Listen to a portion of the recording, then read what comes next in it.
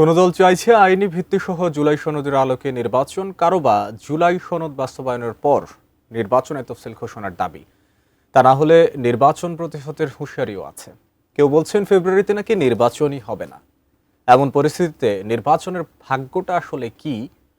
আবুল কালাম আজাদের রিপোর্ট। 2026 সালের ফেব্রুয়ারি মাসে গত 5 আগস্ট জাতির উদ্দেশ্যে ভাষণে প্রধান উপদেষ্টা অধ্যাপক ডক্টর মোহাম্মদ ইউনূস নির্বাচনের তারিখ ঘোষণা করেন। এরপর নির্বাচন নিয়ে শঙ্কা অনেকটাই কেটে গেছে মনে করা হয়। চাঙ্গা ভাব সৃষ্টি হয়েছে ব্যবসায়ীদের মাঝে। কদিন আগে এক অনুষ্ঠানে এমন মন্তব্য করেছেন বিএনপির স্থায়ী কমিটির সদস্য আমির খসরু মাহমুদ চৌধুরী। দেশবাসী স্বস্তিতে আছে, আনন্দিত আছে। অন্যদিকে বুধবার জামায়াতের বিক্ষোভ সমাবেশে দলের সিনিয়র নেতারা বলেছেন পিআর পদ্ধতি ছাড়া নির্বাচন সম্ভব নয়। জুলাই সনদের আলোকে নির্বাচন না হলে তা প্রতিহতের হুঁশিয়ারিও দেন দলের নায়েবে আমির ডাক্তার সৈয়দ আব্দুল্লাহ মোহাম্মদ তাহের। 71% লোক যদি পিআর চান তাহলে আপনাদের বিরুদ্ধে করার কি অধিকার আছে?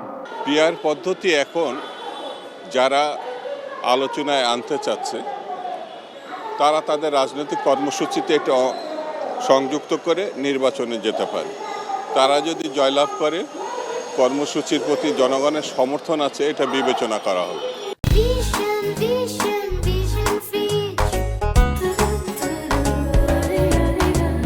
জামায়াতের সঙ্গে অনেকটা সুর মিলিয়েছে ইসলামী আন্দোলন বাংলাদেশ।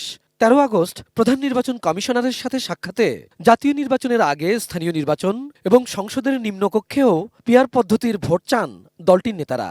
প্রধান উপদেষ্টা তিনি নির্বাচনের একটা ডেট ঘোষণা করে দিলেন। এতে করে আমরা মনে করি যে এই জুলাই সনদের এই জাতীয় ঐক্যমত্যের বিষয়টাকে উনি অনেকটাই প্রশ্নবিদ্ধ করে ফেলেছেন। ফেব্রুয়ারিতে নির্বাচন নিয়ে এনসিপি নেতা নাসিরউদ্দিন পাটোয়ারির বক্তব্য নিয়ে আলোচনা সমালোচনার ঝড় বইছে সামাজিক মাধ্যমে। ফেব্রুয়ারিতে নির্বাচন হবে না। যদি ফেব্রুয়ারিতে নির্বাচন হয়, আমার যে ভাইয়েরা শহীদ হয়েছিল, রক্ত দিয়েছিল সংস্কারের জন্য, তাহলে কবরে গিয়ে তার লাশটা ফেরত দিতে হবে এই সরকারকে।